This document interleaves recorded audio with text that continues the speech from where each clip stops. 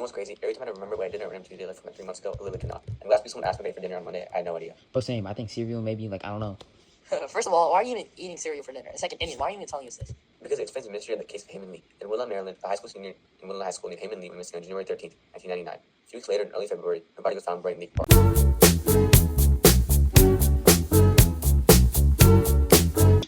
Hello and welcome to CIA, the sequel to the Whirlwind podcast serial by Santa Koenig. This is my co-host Jason Niche. Police convicted Hayes, ex-wife of Anand Sayed, for first-degree murder, meaning it was premeditated and planned. That's what the whole story revolved around. For Anand Sayed ability to kill it. The case is blown up all around the world, but there are different theories on who did it. But here's ours. Now, Jay Wilds was a friend of Adnan, but they would hang out and smoke weed, but they weren't really close friends. Jay was also the state's main witness in convicting Adnan, but there were several reasons on why he was incredible and lied about most of the murder. His story changed way too many times, his physical evidence opposed the timeline, and his behavior suggests that he was involved way more than we thought and what he admitted.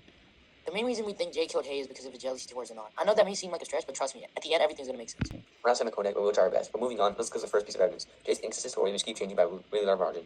It's not just, oh, I got the time wrong by 15 minutes. His story changed on the most important thing, like when he first saw Hayes' body.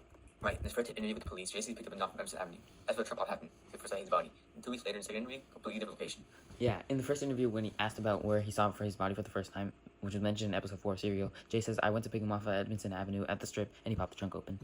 But then in the second interview, which is mentioned in episode 4 and episode 1, this detective asked the same question, and Jay says that Anand called him and said, that is dead, come and get me, I'm at Best Buy. Best Buy, a completely different location. And when Detective McGillicuddy pressed him on why he lied about it, Jay said he thought there was security cameras at Best Buy. What do you think about that? If he was innocent, cameras would help him, not hurt him.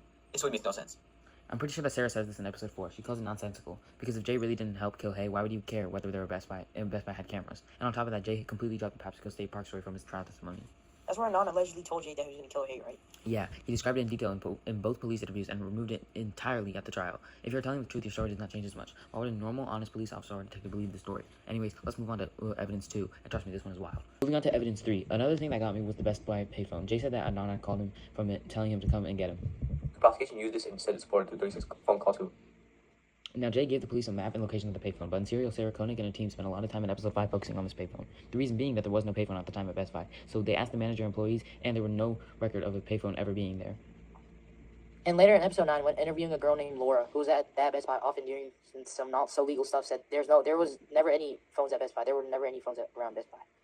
What was told pretty often from the Best Buy, and said that when you're sailing, you tend to pay very close attention to your surroundings, so she would have remembered a payphone being there. In 1994, architectural plans do show a small place for a payphone to the vestibule of the building, but not outside where they described it on the map for the police.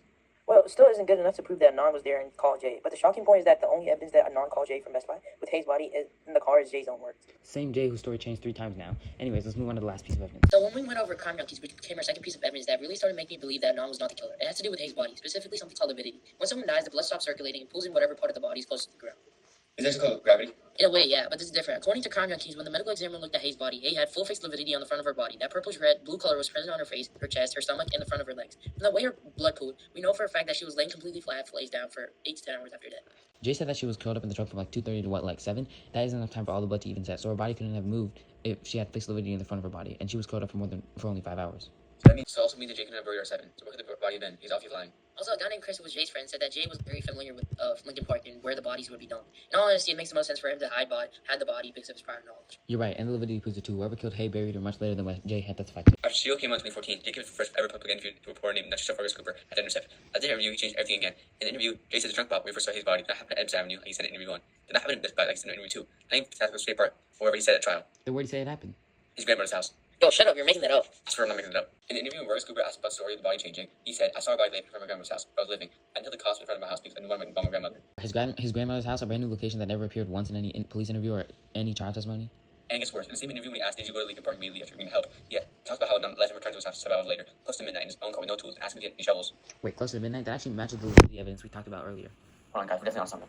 A witness who's telling the truth does not get 4 different locations for where he saw the body. He does not suddenly remember a midnight burial in a magazine interview 8 years after the trial. That's not how memory works. That is how a guilty person lets the truth slip out without knowing. But Wait, Chase, you said something about Jay being jealous. What do you mean by that? So Jay's girlfriend was Stephanie, and Anand and Stephanie were way too close for a normal friendship. They were even prom prince and princess. Anand bought her birthday gifts, even reminded Jay to get her one. And in that Vargas Cooper interview, Jay himself admits that after he's dead, Anand showed up with Stephanie and basically threatened him, saying he could be alone with Stephanie whenever he wanted. And here's the thing, Jay had an Adam's car and the phone all day, and Hay told a friend before leaving school that she had to do something before picking up her cousin, someone she felt comfortable enough to meet with. Jay moved in the same social circle. If Jay paged her and she went to meet with him, there would be no trace of Jay, only Anand's car and cell phone. So our theory is that Jay had jealousy as a motive, Nun's car and phone as a means, and Nun's history at the case part become story. First, Jay Wiles needs to be fully reinvestigated. His plea deal was for accessory after the fact, but if he committed the murder himself, the deal is based on a lie and needs to be thrown out entirely. He should be charged with first-degree murder. The lividity, the fate phone, the 4 different trunk pop locations, and 24 interview all point to him. Second, the DNA evidence that was never tested should be tested now. The real found just addition to Hayes' body was never tested. Liquid bottle at scene was never tested. We have technology today that did not exist in 1999, and there's no excuse not to use it. Third, Adnan's conviction has already vacated in 2022. The state built their entire case on Jay's testimony, which has changed 4 times. A wrongful conviction lawsuit is definitely coming, and Adnan should win it. Heyman Lee was 18 years old. She was hockey and lacrosse. She wrote her diary by falling in love. She was on her way to pick up a little cousin from school, and the day she was killed. She deserves actual justice, not a conviction but on a story that did not take more than 2 weeks. And Adnan spent over 20 years in prison for something we believe he did not do, and the state owes him more than just a vacated conviction. They owe him a real apology, and they definitely need to pay. That is our conclusion. Jay Wallace is the most likely person responsible for the death of Heyman Lee. Their changes alien in the nation. It's been CIA. It's used by Jay Wallace. Thanks for listening.